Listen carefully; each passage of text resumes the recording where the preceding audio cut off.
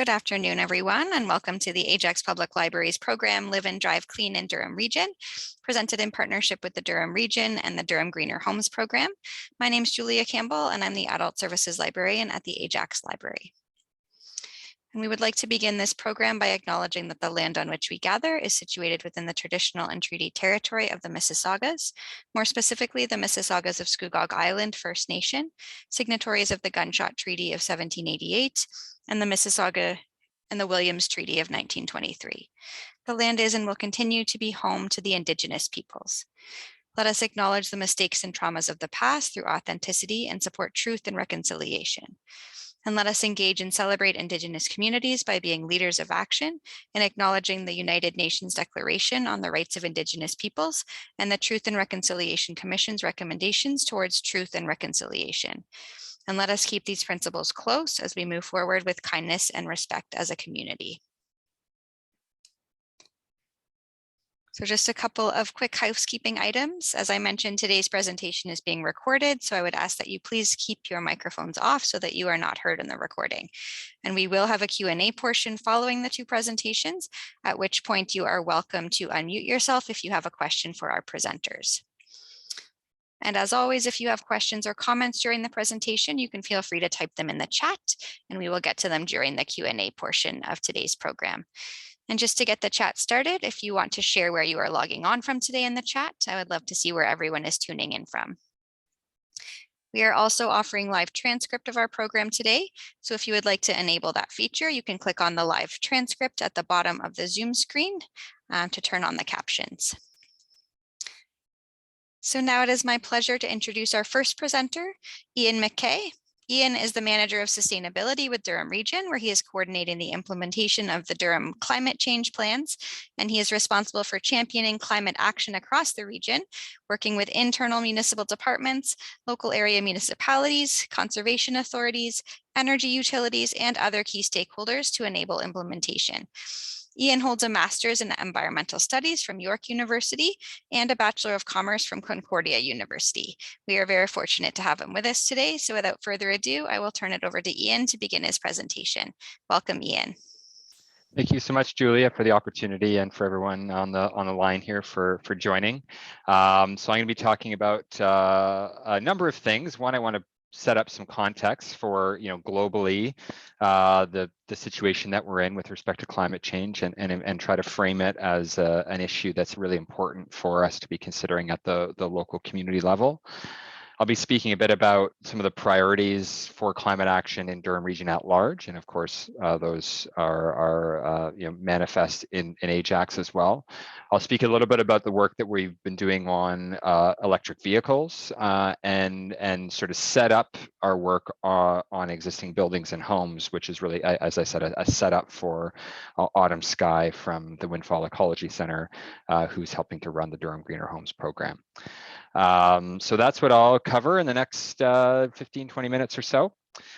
So just starting with context, and I presume that you've joined here because maybe you have at least a passing understanding of climate change and sort of the situation that we find ourselves in. But just to sort of reiterate this, we know that Earth's temperature has already increased by 1.2 degrees Celsius over pre-industrial levels as of 2020, and that temperature rise has been much higher in Canada because warming happens more quickly the closer you get to the north and to the South Pole. So 1.2 degrees Celsius doesn't sound like a lot, but that is the temperature rise that has caused the types of extreme weather events that we're witnessing today. I mean, today, of course, 32 degrees where I sit, but we had the heat dome last year in the West Coast, which killed upwards of 600 people because of extreme heat. We had the ongoing catastrophic wildfires and flooding.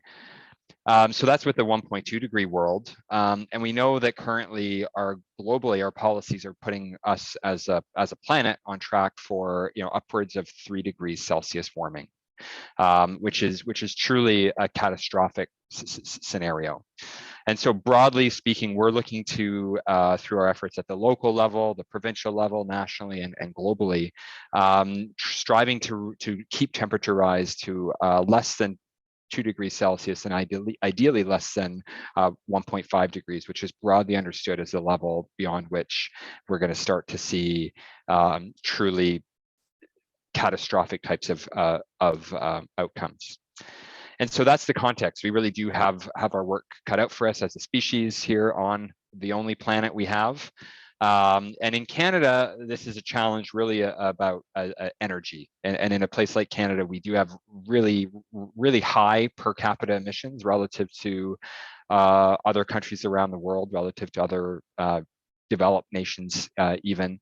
And while there are many strategies that need to be advanced, this is fundamentally a question of energy consumption within Canada, because that's where the vast majority of our greenhouse gas emissions come from nationally. And drilling down even more closely, that it's really a challenge of getting off of fossil fuels, because we know that 2/3 of our energy use is derived from fossil fuels. That's gasoline, diesel, natural gas, coal. I mean, less so now in Ontario with the phase out of coal from our electricity system, but natural gas for heating our homes, gasoline for powering our vehicles largely. That's where we're seeing most of our greenhouse gas emissions, and that's where we need to focus. So we know that there is a critical need to get to net zero emissions over the coming decades to 2050, and there is actually a global race to zero campaign of which the town of Ajax Council has signed on to, alongside more than 1,000 other local governments across the world. And they're doing this because community scale action matters. And from a policy perspective, we know that local governments, municipalities have either direct or indirect control over more than half of greenhouse gas emissions in Ontario. That's through decisions made on land use planning, i.e., built form, what our communities look like, whether they're compact and connected to existing infrastructure, or whether they're built outside of existing urban boundaries through a more sprawl type of urban form. That has impacts on the climate emissions from infrastructure, from transportation, from water supply, from sewer, and from other key, critical infrastructure systems. We know that municipalities have a key role within economic development in terms of attracting industries, as well as helping employers with programs to reduce energy and their greenhouse gas emissions. We operate transit fleets, and in the case of Durham Region, we have a bus fleet of more than 300 buses, which is for us the most substantive part of our corporate greenhouse gas footprint. But as well, the extent we can provide these services, transit services to the community, it's going to help with reducing emissions from transportation. The equity lens is really critical when we talk about climate change, because we know that it's the most vulnerable people within our communities that bear the brunt of impacts, whether it's the elderly that suffer in extreme heat events, whether it's the poor and marginal.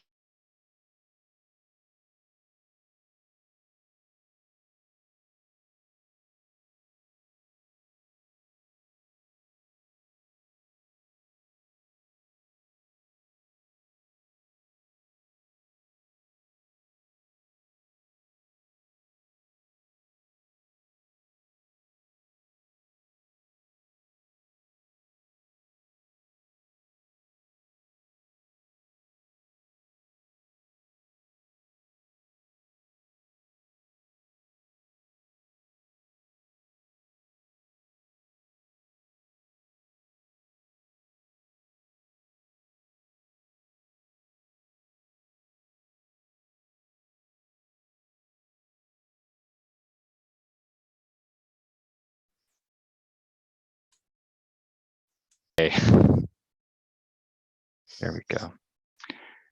So where was I? I think I was just finishing up on this slide. The equity I mentioned of addressing the needs of vulnerable residents, particularly seniors, as well as lower income people that live in neighborhoods that don't have air conditioning in their homes or adequate tree canopy for managing the impacts of health.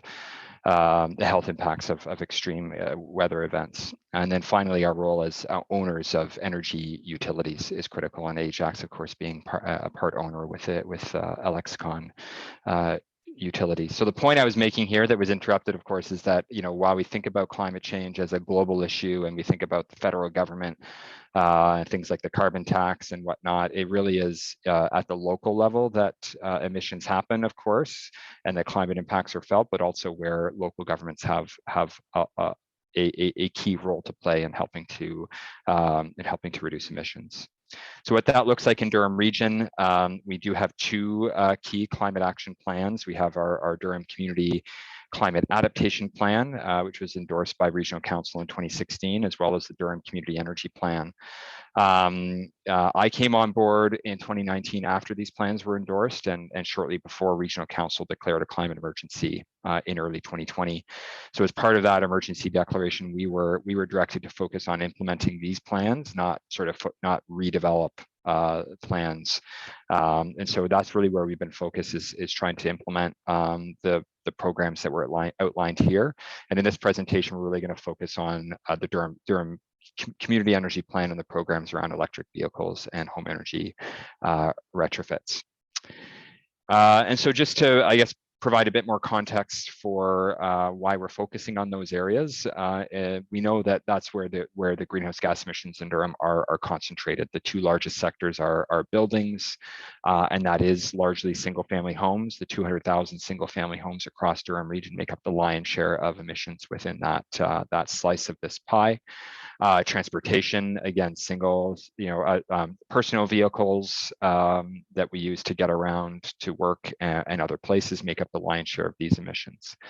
Within industry, the largest portion of these emissions are actually one facility. It's the St. Mary's Cement Plant in Bowmanville. And so as a municipal government, regional or local, we don't have much authority really to direct emission reductions within large industries like cement, which is more the purview of the provincial and federal government.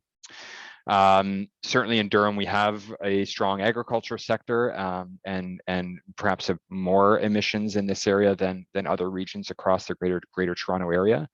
Worth noting, though, what isn't captured here, and this is a blind spot in our greenhouse gas footprint at the regional levels, we don't have a good sense of emissions related to food consumption and food waste, which we know is a major source of emissions. The decisions we make around diet and local food really do have an important impact on GHG emissions.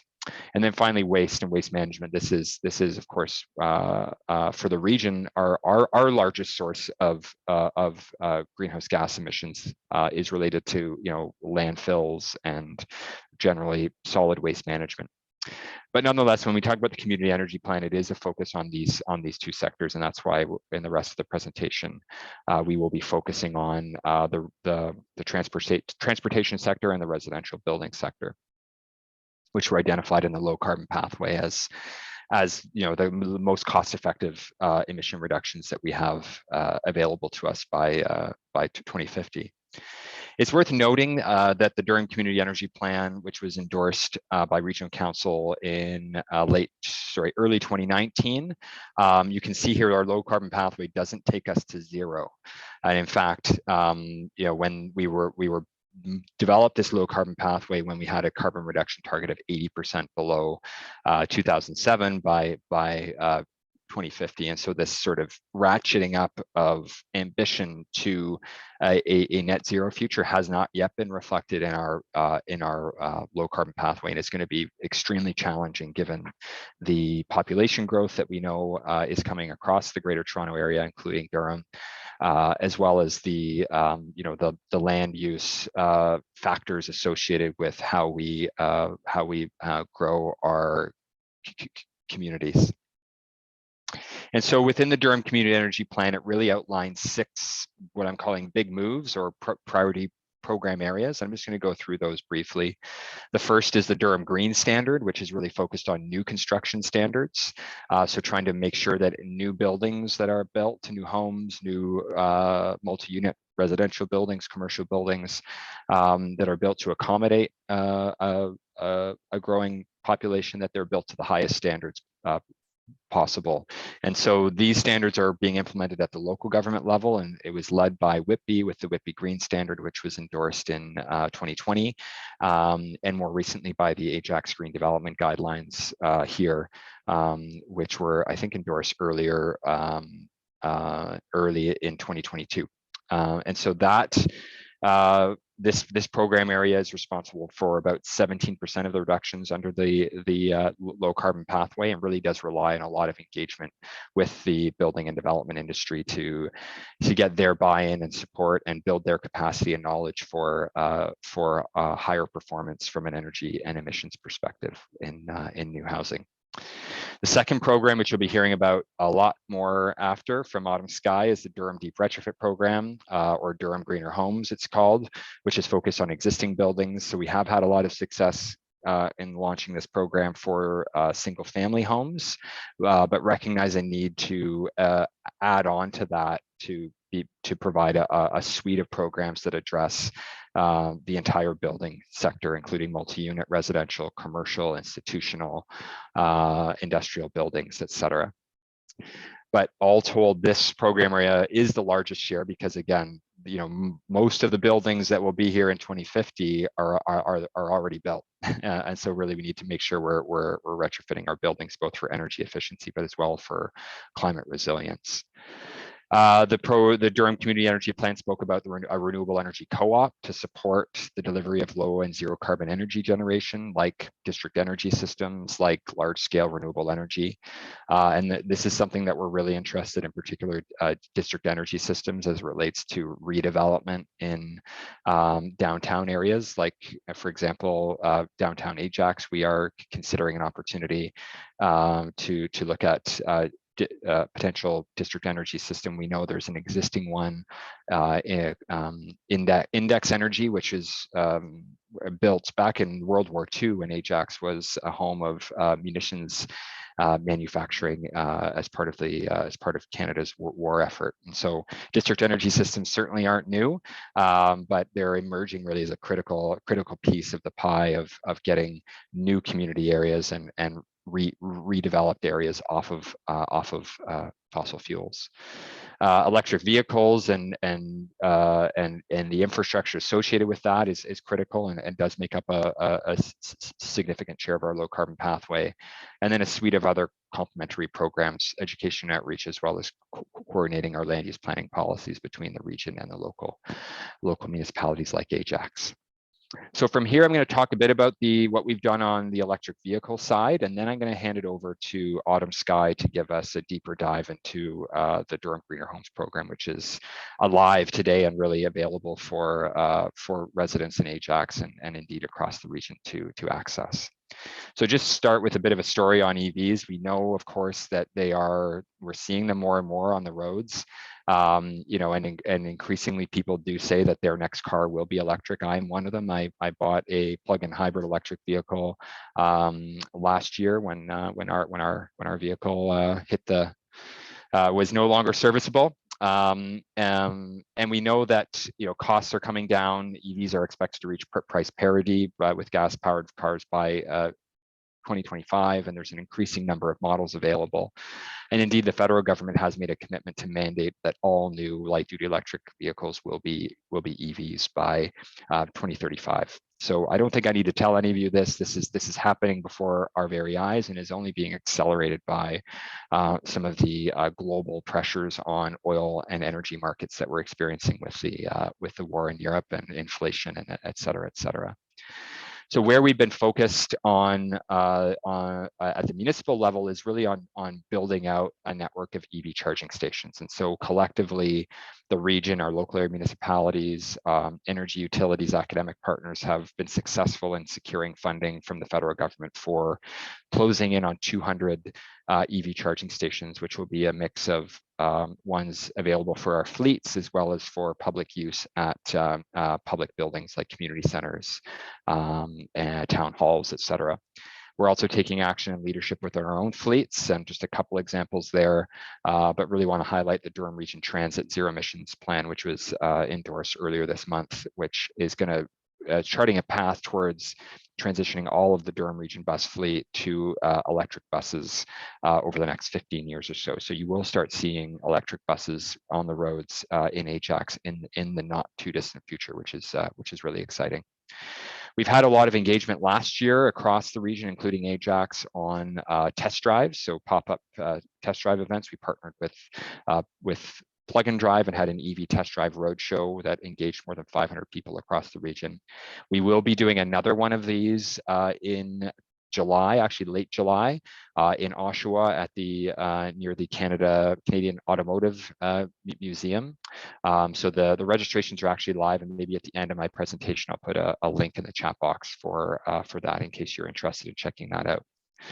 But all that to say is there is a growing network of EV charging stations either built by the municipalities or retailers or other partners across the region that are helping to address the range anxiety problem that has been a barrier to EV uptake. But of course, the reality is that new EVs on the market today typically have battery ranges of 300 kilometers or more, which is, again, more than enough for a typical commute or typical sort of family needs on a weekend getting about town. So the range anxiety is a bit of a myth, but is also being addressed through the proliferation of publicly available EV charging stations, which is great to see. A persistent challenge is in multi-unit residential buildings, be it condos or apartments where you don't have your own garage. They call it a garage orphan is sort of the term that we use in this space. But there is funding available for building owners and managers to install EV charging stations within these contexts, be it in an underground parking lot or a surface parking lot. So there are rebates available. So if this is a context that you're in and you're interested in following up, I'd encourage you to check out the website, engage with your condo board, and see if you can get some interest in moving this forward. I already mentioned this. We are also electrifying our own transit fleet. We just announced June 9th, I guess that was 2 weeks ago now, an investment of $68 million from the Canada Infrastructure Bank to get up to 100 battery electric buses on the road by 2027. And so the first buses, I think, will be running, if not late 2022, early 2023 on Durham Region transit routes. So this is happening, and it's really exciting. So now I'm going to talk about deep retrofits. I'm just going to introduce this program before handing it over to Autumn Sky, who's with Windfall Ecology Center. That's our program delivery partner. So this program launched in April 2022 after 2 years of effort to design and attract the funding from the Federation of Canadian Municipalities, FCM, which has enabled us to launch this. And so our concept here is really a one-stop shop. We want to help. We understand that one of the key barriers to undertaking a home energy retrofit is the complexity of the process and the lack of trust within program delivery agents, as well as the high upfront costs. So there's a number of barriers that intersect with each other to make it easy for someone just to say, you know what, it's too hard. I'm just going to replace the furnace. I don't want to go through the multiple retrofits that would be needed as part of a deeper energy retrofit. But unfortunately, when someone makes that decision and does a so-called shallow retrofit, maybe just a furnace replacement or maybe just a little bit of insulation, it's missing an opportunity to do a deeper retrofit that's going to make that home more comfortable, lower costs, lower carbon, and all the good things that we're looking for. And so our intervention is really this idea of one-stop shop home energy coach service that supports the homeowner throughout all steps of that upgrade process. And so that's what we've set up. The coach is there to help the homeowner, the resident, through the process of getting an energy assessment done, reviewing that assessment and prioritizing the measures for implementation, engaging with contractors and reviewing quotes. It's an important role of the coach is to help the homeowner review quotes and make sure that we're comparing apples to apples, helping understand what incentive programs are available and best suited to the project that's being considered. There's a range of incentives from Enbridge, from the federal government Greener Homes Program, from the independent electricity system operator, And now Durham Region itself is offering incentives. So it can be, it's a confusing landscape and often changing. And it's too much to expect the average homeowner to understand what's available and how best to combine them for the project they're looking at. So that's where the coach can come in with their deep knowledge of the space and help to guide the homeowner on that. And then one of the unique aspects that we have with this program is our connection to financing services through local credit unions. And so this is a first of its kind in Canada approach where we've got a credit enhancement or loan loss reserve that we make available to our credit union partners, which then enables them to provide preferential loan terms for people that are participating in this program. So it means that the region or the local government itself isn't administering loans and financing. It means that we can focus on the things that we do best, like community engagement and the partnerships to enable this to happen. So that's really the concept, and you're going to hear more about it from Autumn Sky. So I might stop there, and I think we're going to wait until the end for questions, right, Julia? So maybe I'll just stop and ask Autumn Sky to share her screen.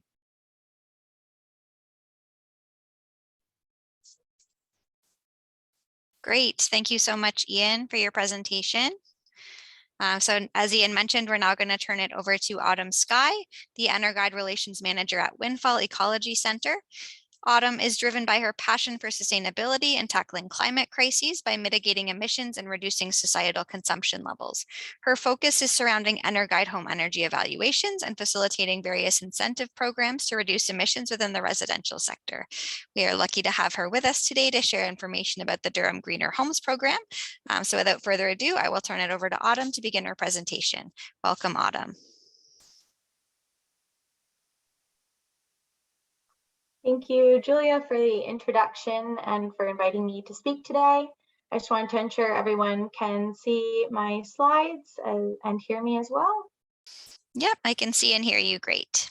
Okay, thank you. And thanks, Ian, for the great presentation just to outline, why programs such as the Durham Greener Homes is so important for the region as well as the goals set in the country. So just to get started, as mentioned, I am the EnerGuide Relations Manager with Windfall Ecology Center. Windfall Ecology Center is a nonprofit social enterprise dedicated to building sustainable communities. The creation of Windfall was inspired by a vision of healthy communities where economic, social, and environmental needs achieve balance through social innovation, community partnership, and community action. So the opportunity to partner with Durham Region on this program was a great alignment of our goals and values as well, and reducing emissions within our communities. Before I get into the presentation, just a bit of agenda. So I will be starting with the steps and processes of Durham Greener Homes, how to register, book your coaching sessions, and follow through with the EnerGuide process. Then I'll move on to the financial help, so the loans and incentives that the Durham Greener Homes program offers, as well as stackable programs. And then I'll finish off with just some frequently asked questions, as well as opening it up for participants to ask any questions they might have. So just the basics of the Durham Greener Homes program. So as mentioned, it's the combined efforts of Durham Region, Windfall Ecology Center, and our many community partners as well. And it's designed to help the homeowners in Durham Region to overcome the challenges of completing energy retrofits by supporting them within the journey. So as mentioned by Ian, it sprung from the region's commitment to foster sustainable communities by advocating for efficient homes as part of the cleaner environment and low carbon plan. Description just of the program overall. Sorry about that.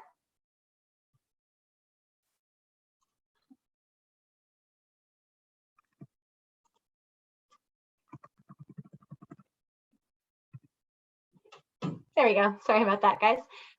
So residents can participate in free home energy coaching services that will help them identify a personalized retrofit package for the house and reduce their energy consumption. There are up to 4 free coaching sessions available with a Durham Energy coach. So those can be used throughout the process when the homeowner sees fit. And by participating in the coaching sessions, this will also unlock the Durham Region loans and incentives available. In regards to eligibility, residents in the Durham Region are those who are eligible, as well as any home that is eligible for an EnerGuide evaluation. For the program, we do require an energy evaluation to occur on the home. So that is the reasoning for that eligibility criteria.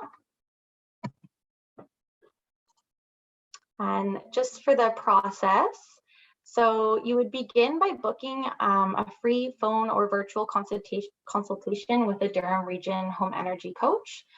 So this will be happening after you register. I will provide the link to our website in the chat. It is also linked within the presentation as well. And this conversation will be a good starting point to assess what your needs are for the home, as well as any retrofits you're thinking about doing and any advice that the energy coach would have for you. Next, you would move on to completing a pre-retrofit home energy evaluation by a Natural Resources Canada registered energy advisor.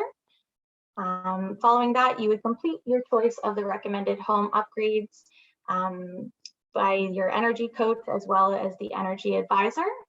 Upon completion of the retrofits, you would then get your post-evaluation completed by a registered energy advisor. And finally, that's when any incentives would be available for cash back towards the retrofits. You may schedule your additional coaching sessions as you see fit within this process. Typically, it's best after the pre-evaluation, so you can submit your report for review from your home energy coach, after getting contractor quotes, and after the post-evaluation as well. So registration and booking. So the very first step would to fill out and submit the registration form on the website. The image on the right shows the information that would be required from you to do so. After that, you would receive an email with your invitation to the user portal, and you would click that link to register and confirm your invitation. You'll then be taken to the sign-in page where you can sign in through Microsoft, Google, Facebook, or by entering an email address and password. And after that, you will be logged into your user portal where you can begin to book your home energy coaching session. These are just some images from our website that you would see. So on our homepage, we have this bar at the top what says Get Started. That would be the area that you would want to click to begin registering for the program. And then once you've logged into your portal, you will see the image below that where it says My Cases, Profile, and Home Information. Profile and home information is a great spot to update any details on your home for your home energy coach to see. And then the button at the top that says Book Appointment with My Coach is where you would go to book any coaching sessions. And on the right-hand side is where you would see you can choose a web meeting or just a call. Each time slot is about 45 minutes, and you would see the calendar with the coach's available time. After that would be to find an organization in your area to complete the home EnerGuide evaluation. This link that's in the PowerPoint here is a great resource where you can enter your postal code and it'll tell you all the providers in your area. Each company does charge different rates for the pre and the post evaluation. Typically, a pre-evaluation may cost in the $450 to $600 range before HST, but it can vary based on organization. So it is important when looking for an organization to do your research, ask how much they are charging for the evaluations, as well as when they are booking for. And then after that, you would get an energy advisor to come complete the evaluation, and you would be provided with a report of recommendations within 2 to 3 weeks. That can vary based on the organization as well. This image on the left is a renovation upgrade report. So that's a sample image of what you would expect to see, and followed by recommendations by the energy advisor. You can see that they have current rating of your home as well as a potential rating if you were to complete the recommended upgrade. So you would want to submit this document onto your portal for your home energy coach to see.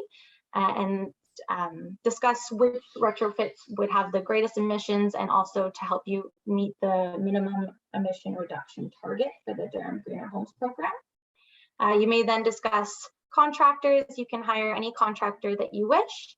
And it is important that you keep any invoices, such as quotes as well, documents and receipts, as we will require these for when you apply for incentive or any loans. After you've completed the retrofit, you would then schedule your post evaluation with your previous energy advisor. As mentioned, the cost can vary. However, it would be $200 to $300 roughly to get a post evaluation. And a registered energy advisor will complete the updated rating and information sheet within 2 to 3 weeks. So next, I'm just going to move on to the financing portion. So as mentioned, we have loans available as well as incentives.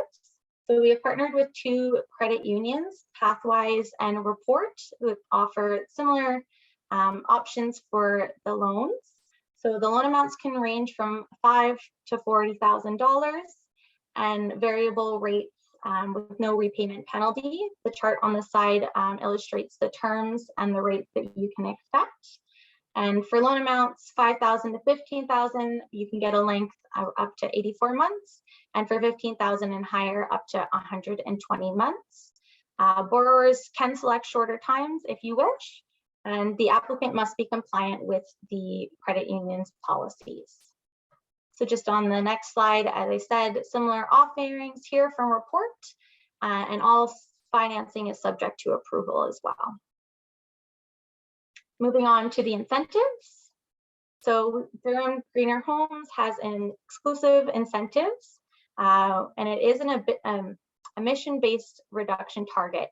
So there's between $5,000 to $10,000 available for achieving 50% or greater greenhouse gas emissions between the results of the pre and post Energuide evaluation.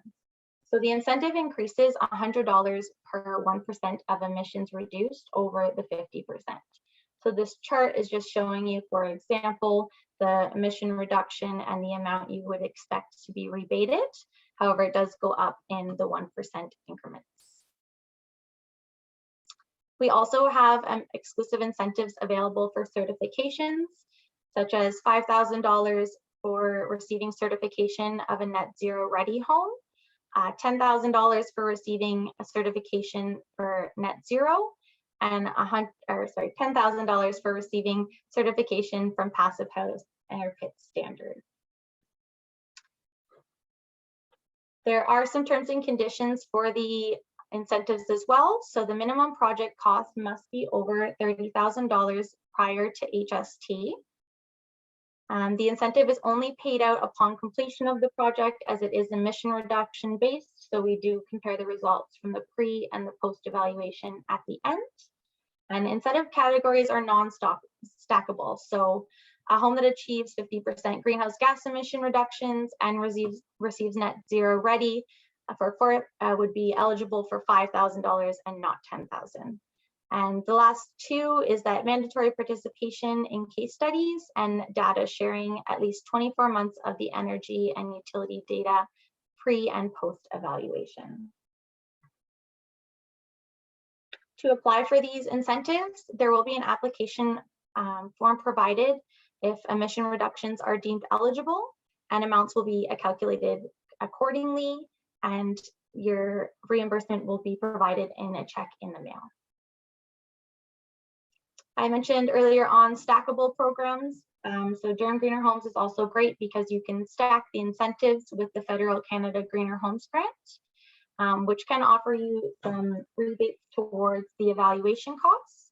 So you can get up to $600 rebated towards the pre and post evaluation costs, as well as $5,000 that's available towards energy efficient upgrades as well. The Canada Greener Homes Grant is pretty selective on the materials that you are able to use in order to get incentives. So I would definitely recommend checking out all the requirements prior. It is a separate program, so you will need to register online. I've provided the link here, and fill out the application there. The main criteria for this program is that you must be the homeowner and it must be your primary residence. So just moving on to questions. So I just have a few frequently asked questions here. So what is the cost of the coaching service? There is no cost to receive free expert personalized advice from a trained home energy coach in Durham Region. Will I need to use the coaching services to access financial assistance? Yes, so the financial assistance is done through the Durham Greener Homes coaching service. And finally, if I already had an energy evaluation in the past, can I still use Durham's coaching services? So yes, to qualify for the retrofit incentive, however, the initial audit must have been conducted on or after October 1st in 2021, and while not having yet completed the post-evaluation. So now I'll just open it up for any questions from audience members. And if you have any questions after this presentation as well, you can email them to info@durhamgreenerhomes.ca. Any questions in the chat? Thank you so much, Autumn. Before we get to the Q&A, I just wanted to launch a quick poll. So the question is, are you inspired to explore or adopt one of the programs that was discussed today? So it could be looking into purchasing an electric vehicle as your next vehicle, or it could be taking advantage of one of the Durham Greener Homes programs. So I'll just give everyone a couple of minutes to answer that. And in the meantime, if you do have any questions, you can feel free to put them in the chat, as Autumn Sky mentioned, or you can raise your hand and you can feel free to unmute yourself as well.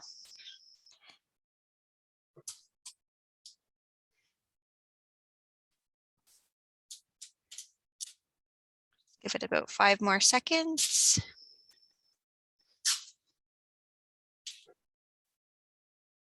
Okay, great. Thank you everyone for your participation. So we did have a question earlier from Kevin, who is asking about the Russian-Ukraine war and how that impacts environmental issues. So I don't know if you already saw that question, but do Ian or Autumn, do you have any thoughts on that one? I have some thoughts. I mean, it's complicated, of course. I mean, on the one hand, it's certainly exposed the risks of relying on fossil fuels. If you look at European energy markets, where in some countries, 90% of natural gas, they rely on Russian supply lines. So that's, I guess that's been an issue that it's sort of in Europe, at least, accelerating transitions to renewable energy sources and sort of local sources of energy. Of course, it's also driven fossil fuel prices through the roof, gasoline, natural gas, which helps to make the case for things like electric vehicles and energy efficiency. And make the case sort of outside of the typical arguments that someone like me would use. Let's save the world, and it's more than it becomes the pocketbook rationale is a bit more front and center, I think, today, which is interesting. I mean, of course, food prices and instability is a major issue that we haven't really seen the full brunt of yet. That's going to be coming in the months to come, around the instability that the war is going to create, particularly in developing nations, and the migration and refugee crisis that will follow on from that. We have not seen, that's not necessarily an environmental issue, but it's all connected, of course. And so those are some thoughts. I mean, the risk of nuclear war is a terrifying thing, and I'm not going to lie about that, but I don't think that's a reason for us to be sitting in our bunkers and not investing in the things that we know we need to be doing to have a livable future. I might just stop there. Great, thank you. We've also had a couple of people ask if the program will help with installing a home electric vehicle charger.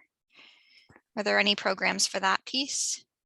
Well, yes. So the federal government Greener Homes Program does provide incentives or rebates for EV charging infrastructure within your within your home, within your garage. So that would, to the extent that you could work with an energy coach and apply for the federal Greener Homes Program, yes, it is sort of part of that program.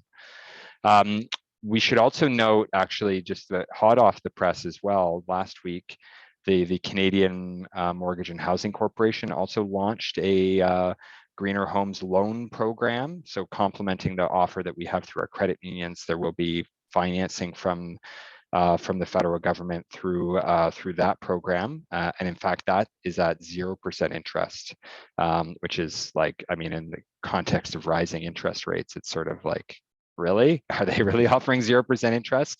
But that's only if you're doing a certain number of retrofits. I think I forget what the rule is. I mean, for example, I'm installing 5 kilowatts of solar on my roof this summer. That's not enough on its own for me to qualify for the loans through the federal government. Great. The next question was, how many retrofits would you need to do to qualify for the program? And what if you have already done some retrofits? Can you still apply for the program?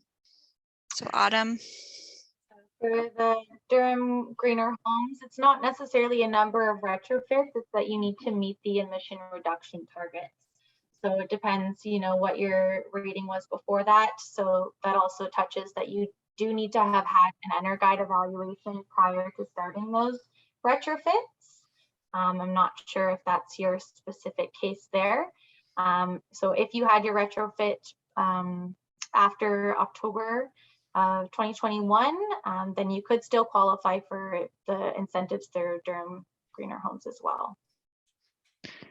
And just to add to that, I mean, you can participate in the program and get the benefit of the energy coach services regardless of how many retrofits you're doing, right? It's only when we're talking about the incentives that where we're looking to focus on projects that are going to deliver deeper greenhouse gas savings. But if you've already done some retrofits, but maybe you're realizing maybe you need windows, maybe you need insulation, maybe your furnace is at the end of its life, and so you're considering more, definitely at least reach out to the energy coach. It's a no obligation service to have an initial call and help understand whether and what programs you might be eligible for. Great, thank you. The next question is Durham Green Energy Program and the winter proofing program the same or different? Different, but the winter proofing, I'm thinking that's the Enbridge program. Yes, and so the Durham Greener Homes Program and the energy coach is going to help the homeowner understand which programs are best suited to the type of project that they're doing, whether it is the Enbridge winter proofing program, whether it is the federal government program. They're going to know the details, all the nitty gritty stuff that you don't know about, what's eligible and not. So the Durham Greener Homes Program is really like, we're trying to help you take advantage of the programs that are already out there, and we're providing incentives and we're partnering with financing. We're trying to address all the barriers, try to make it as easy as possible. I don't know, Autumn, do you want to add anything to that? Yeah, so just to speak to the winter proofing program, so that's it's a free program offered by Enbridge, but there are income requirements that you have to meet for that. So that only covers draft proofing and insulation and weather stripping. But since there is an income requirement, some organizations may be selective on who is chosen to get those services completed. I know you are often eligible for a free thermostat, even if you aren't eligible for the additional upgrades, but that one is fairly selective. Great, thanks. And someone had asked if we can provide the link to the federal EV charger installation loans. So yes, I will be sending out links and resources following the program, as well as the link to the recording. So you can keep an eye on your email for that. Another question, can you take advantage of all 3 Durham Greener Homes, Canada Greener Homes, and Enbridge home efficiency rebate programs together? Well, theoretically, yes. So again, Durham Greener Homes is a program to help you access all the other programs. So it is a foundational piece. The question is, and there are rules around the Canada Greener Homes and Enbridge that need to be considered. And so there is a strategy to maximize, to be able to get both Enbridge and the Canada Greener Homes Program grants and the Durham Greener Home grants. Like, you could be eligible for up to $20,000 in rebates or incentives if you play your cards right and stage the retrofits in a way that meets with the eligibility requirements of the programs. And so that's where the energy coach comes in, because they're going to understand how, how to play the system, if you will, how to, not in a bad way, but in a way that it's a complicated system, to maximize what you're eligible for. Yeah, it's definitely very specific to navigate through. So that's definitely a discussion to have with the home energy coach if you can work that out. But yes, it takes a lot of strategy. So. Like, the issue is that the Enbridge programs are only eligible for people that are on natural gas, that have a natural gas furnace or a boiler. If you're someone that wants to do a net zero retrofit, that means getting rid of your furnace and boiler and installing maybe an air source heat pump or a geothermal, which doesn't run on gas. But if you do that, then you're no longer eligible for the Enbridge program. So the idea is you might stage your retrofit and do, your windows, your doors, your air sealing and insulation, take advantage of Enbridge, and then in a subsequent retrofit, say 6 months later, you do the fuel switching to get rid of your natural gas furnace. Just an example of how you might play that out. So right now, what you're talking about, is it energy efficient, like switching from gas to the hydro, you mean? I mean, there are lots of strategies to reduce energy and greenhouse gas emissions in your home. The biggest strategy is, reducing the leakage, air leakage, through, what we call air sealing. So making sure that there isn't hot air or cold air getting in or out. Reducing, replacing windows, putting in insulation in your attic. That's sort of the foundational piece, the sort of what we call the envelope of your home. Then the second piece then is related to the types of equipment that you use to provide heating and cooling. And for, most of us in Ontario and in Durham Region rely on a natural gas furnace and an air conditioner to provide those services to your house. But there are opportunities to switch those out for different technologies that don't rely on fossil fuels, i.e. an air source heat pump or a ground source heat pump. Those are the types of technologies that allow you to get to, a zero carbon, net zero house. Does that help answer your question?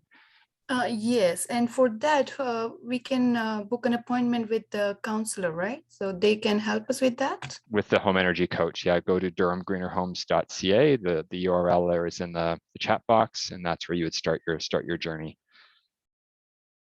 Perfect. Thank you so much. You're welcome. I see that someone named iPhone has their hand up with a question. Yeah, I'm Bhuvna here. I live in Ajax. My home is new construction. So I just want to check, is there any scope for, air sealing, leakage sealing, and anything of that sort? Because it's a new construction. How old is the house, if I may ask? We just moved last year, and it is Okay. new. We are the first occupant. It was built new. Right. Yeah, so I would say probably at this point you're not a good candidate for that sort of deeper energy retrofit, but you might still apply for the program to look at rooftop solar and maybe an electric vehicle charging solution if that's something you're interested in. So yeah, you wouldn't be looking at replacing your windows or doors or adding insulation, I would suspect at this point. But some of those other things, like in particular, like a rooftop solar system, could be something that you might look at. I don't know, Autumn, am I off base, or is there do you have other ideas? Sorry, go ahead. I mean, yeah, go ahead. You're the one who's giving me ideas. Yeah, no, that sounds about right. I know the Canada Greener Homes Grant does have some restrictions on the age of the home. But other than that, definitely the deeper retrofits, or, if your windows are builder grade windows, there might be opportunity to upgrade those as well. I just can't speak to how much emission reduction you would get from those retrofits. I have one more question. Is there a way that we can measure ourselves what is a carbon footprint we are kind of contributing in my home? Is there a way to find out, or is there any math or something like that, with which we could? Yeah, it's a really good point. Autumn, do you have an answer there? Just that the home energy evaluation would definitely help you to see like where you're at in relation to other homes, and if you have any opportunity to improve. But I don't know if you're speaking about your daily actions as well. Yeah, we would need some sort of calculator that looked at, how much natural gas you're using, how many kilometers are you driving on a daily basis, and what kind of vehicle do you have. It gets a bit complex on that front, but certainly the home energy evaluation is a good place to start in terms of what your house itself is consuming. Thank you so much. Thank you so much, both of you. You're welcome. Yeah, that was helpful. Thank you. So we are out of time, unfortunately, but thank you very much to Autumn and to Ian for your presentations today and for sharing such valuable information. And thank you all for joining us. And as I mentioned, I will be sending out links to some of the programs that were discussed today, as well as the slides and a link to the recording. So I hope everyone has a wonderful rest of their day. Great. Thanks a lot for everyone for your time and attention. Thank you so And much for please nice tell all information. your friends about the program.